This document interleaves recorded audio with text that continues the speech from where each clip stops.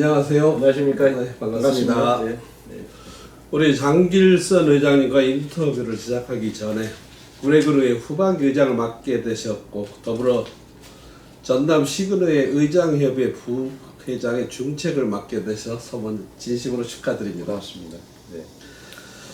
장길선 우리 구례군의 의장님께서는 그 순천여중학교와 순천실용중학교 교장 그리고 전남교육청 체육과장 등 그 많은 일을 해주셨고 그리고 예전에 광양 진상 종고라는 학교가 그 당시에 상당히 어떤 이제 뭐 폐교까지 갈 수도 있을 정도로 안 좋은 상황이었는데 그거를 항만 물류고로 만들어가지고 국내에서 아주 유명한 그 마이스터고로 만들어주신 아주 특이한 경력을 가지고 계시는 유능한 우리 그 교육 전문가신 그 의장님입니다.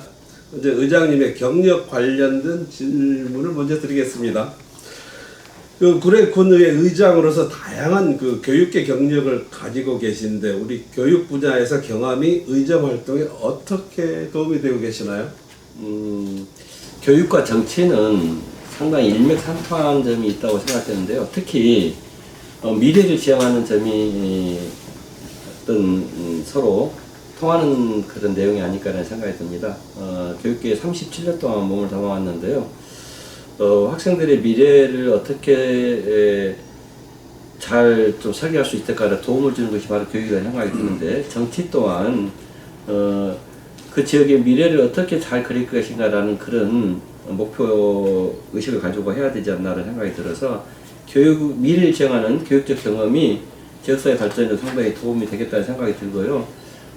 교사뿐만 아니라 장학사, 교장, 도교육청 과장, 교육장 등등을 하면서 지도자로서 역량을 많이 키워왔던 것이 상당히 정치안에 도움이 되고 있다라고 이렇게 생각이 듭니다.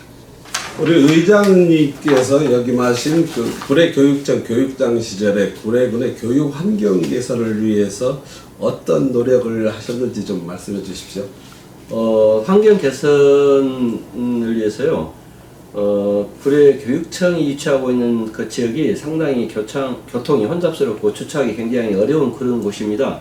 읍사무소도 있고 경찰서도 있고 또 각각 선거관리위원회도 있고 등등 이런 문제점으로 인해서 주차가 굉장히 심각한 그런 상황이었는데 교육청 일부 부지를 주민들이 공용을 활용할 수 있도록 그렇게 주차장을 만들었었고요.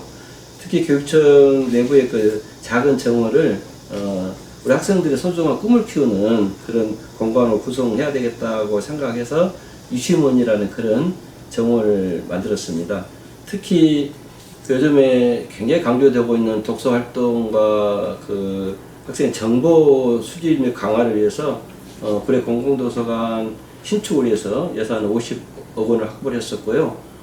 구례고등학교의 조립식 체육관을 철거를 하고 신형 체육관 사업 18억을 이렇게 조성하기도 했었습니다. 그리고 구례 중학교의 씨름장 및 씨름선수 생활관 7억, 교원 사택 13억, 청천초등학교의 놀러장 4억, 그리고 문척초등학교 풋살장 1억 5천만 원, 중앙초등학교 양궁장 시설 개선비 2억 등등등 많은 예산을 통해서 우리 학생들이 좀 더 나은 교육 여건에서 그 학습할 수 있도록 노력했었고 특히 우리 엘리트 체육 육성에 있어서 학생들이 역량을 좀 높일 수 있도록 많은 고민을 하고 지원했었습니다.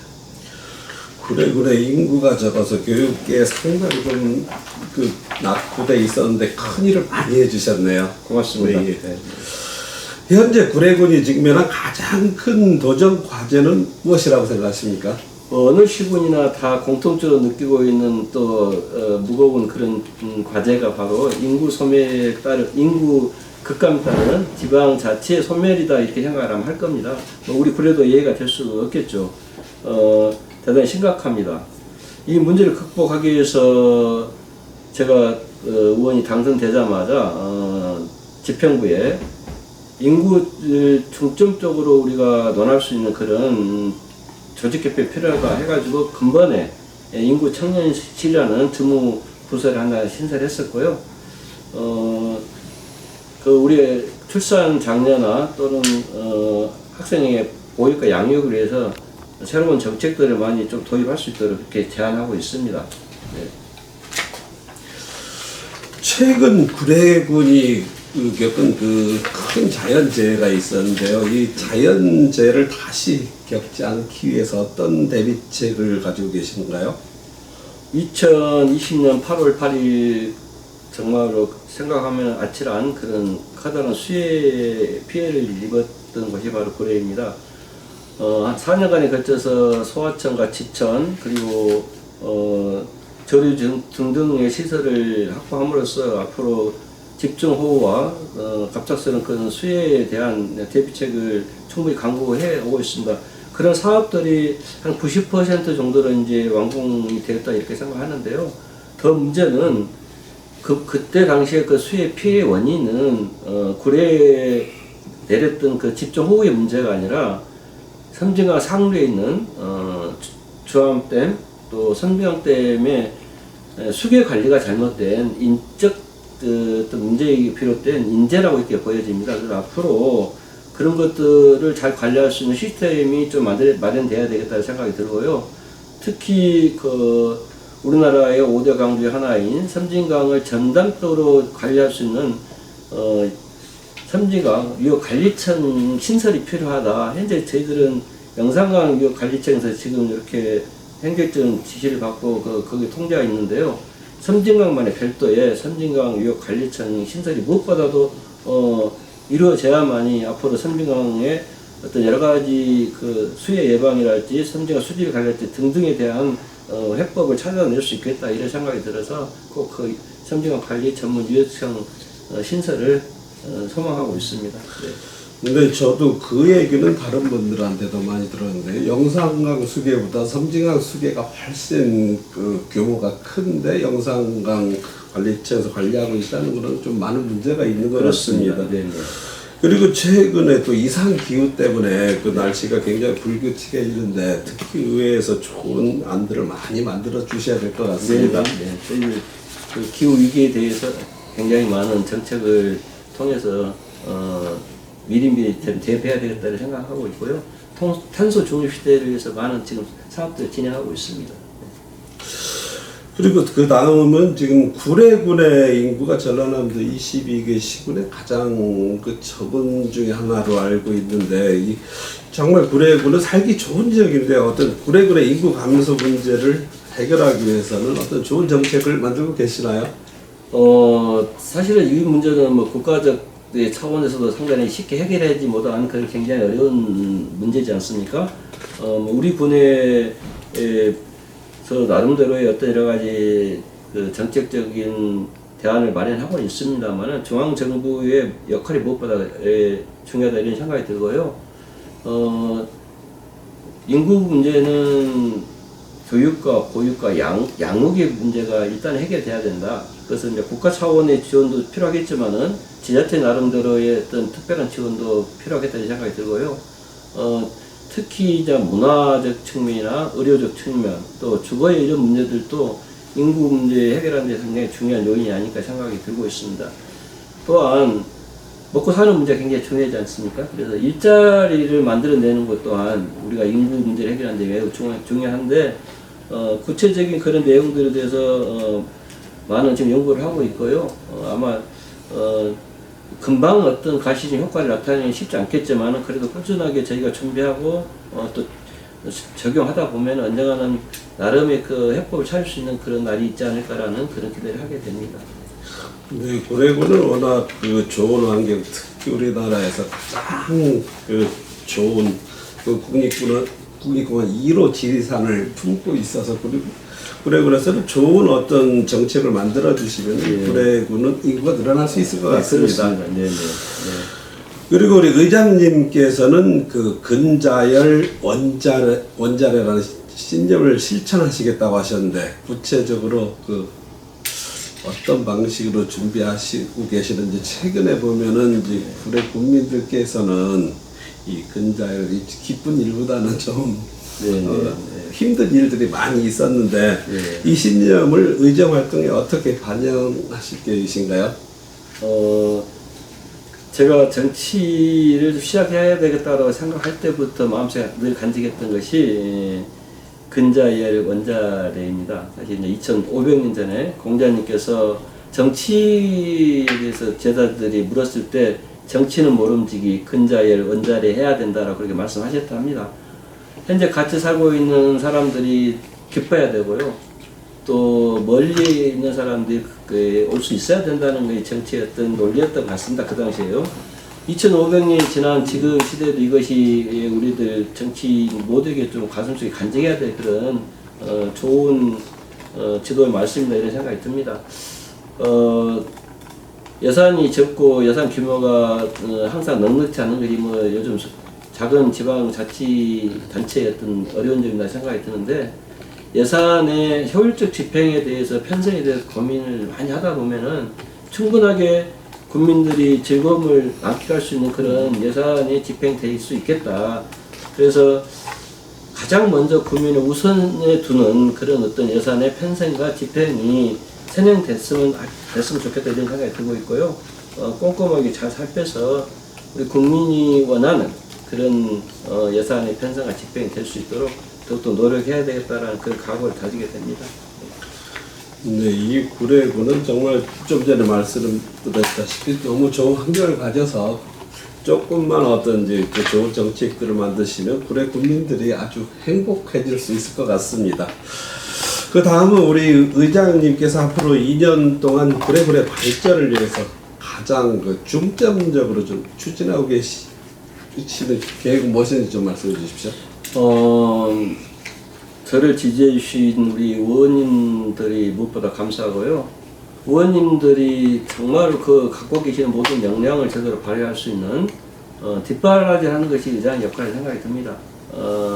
의원들이 신발 안 나고 의원들이 그 본인들의 역량을 충분히 발휘했을 때 구례군 의회가 바로 설 수 있겠다 이런 확신이 있고요. 의회가 바로 서야지 또 다른 지방자치의 어떤 변화와 발전에 동력이 될 수 있겠다 이런 생각이 듭니다. 그래서 의회의 활성화와 의회의 이상 정립을 일단은 중점 두고 의회를 운영할 것이고요. 많은 사람과 소통하고 대화할 수 있는 그런 시간들, 그런 기회를 많이 가지고자 합니다. 특히 이제 사회단체와의 정기적인 간담회랄지, 또 SNS를 통한 어떤 소통이랄지, 또 현장 방문을 통해서 주민들의 의견을 청취하고 수렴해가는 그런 어떤 과정들을 조금 더 활발하게 해야 되겠다는 생각이 들고 있습니다. 다른 지역의 그 얘기를 들어보면은 지방자치단체장님들께서 아까 말씀하신 그 근자일이라고 하나요? 주변 분들만 기쁘게 해주는 일이 종종 있다고 해서 문제가 되고 있는데 그런 부분들을 우리 회장님께서는 좀 꼼꼼히 챙겨주시면 좋겠습니다.